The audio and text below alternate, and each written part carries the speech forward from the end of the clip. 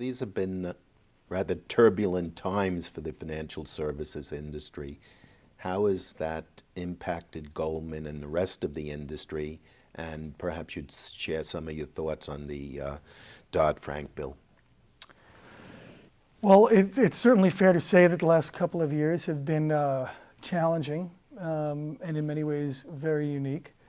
We have gone through, if you just look back over the past, in my career, over the past 20 odd years or so, there have been a number of crises that have impacted the financial markets and the financial industry. That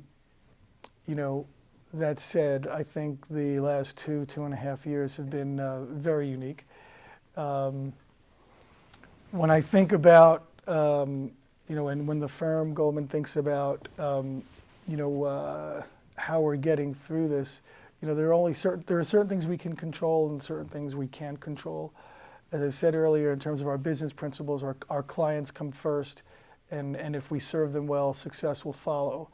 I think when we look at our current position in the market and where we're going, our goal is really to outperform our competitors. Our commitment to abiding by the regulations and really being very quick to market will hopefully allow us to outperform our competitors. As far as the Dodd-Frank Bill goes, clearly there's still a lot to be written. While the law was passed, the law also made it clear that they're putting a lot of the responsibility into what actually happens in the hands of the regulators. And so there are still many aspects of the financial reform that are not as clear-cut and understood. So there's still a bit of evolution and change that's going on right now. Specifically, financial institutions will be required to hold more capital against their balance sheet. I also believe at this point it's clear that the industry will no longer be able to operate with the same sort of leverage that it did previously. And again, I would say at this point, it's clear to me that the governments, and this is not just the U.S. government, but governments around the world, would like to see more, or I would say, rules and policies that would prohibit the financial system from being very dependent upon one or two institutions. Who do you report to today, and how do you interact with the board, other levels of management, and your external auditor? I have a dual reporting relationship in that I report into the audit committee and the chair of the audit committee. At the same time, I report administratively into general counsel. I interact quite frequently with executive management, so that being the CEO, the president, and the rest of the executive office, as well as all of the department heads responsible for not just the producing division in our businesses, but our control groups as well. So I interact quite broadly across the firm. In my capacity, I will routinely post the audit committee on internal audit results, as well as general observations of the with respect to the control environment. And so there's an active dialogue internally with management as well as with the audit committee. I do spend quite a bit of time with our external auditors, and I think the way we look at our businesses, they're obviously very much focused on financial statements, both the statements themselves and the related disclosures. And that's where their general expertise is, while my focus tends to be more on in terms of the control environment and the business processes that support our the various businesses.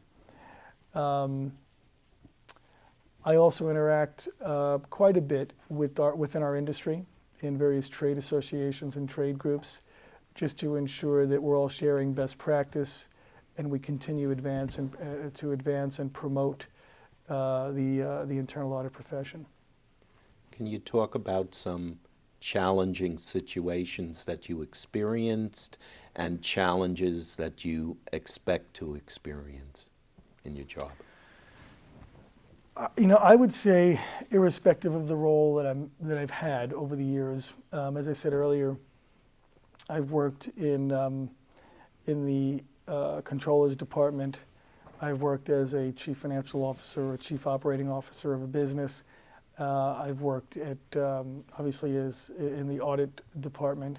I've also worked overseas in a different country, and so, without question, I would say the most challenging aspect in all of those roles and in any over the years has really been sort of the personal aspect when you have to make some tough decisions on individuals. And I think as people move up in the organization, you will inevitably have to deal with the business cycles and what, the impact that has on resources and staffing. And so making a tough decision about moving on without, or letting someone go, or moving on, without certain individuals is always a tough decision.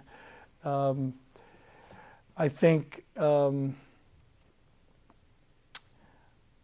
I would also say that on the flip side, some of the more positive things about the job, or again, it doesn't have to be necessarily, within internal audit, but in any role that you're in, a good day in the day in the life has to do with when what you do is validated, or when you feel that you receive some feedback that what your contribution is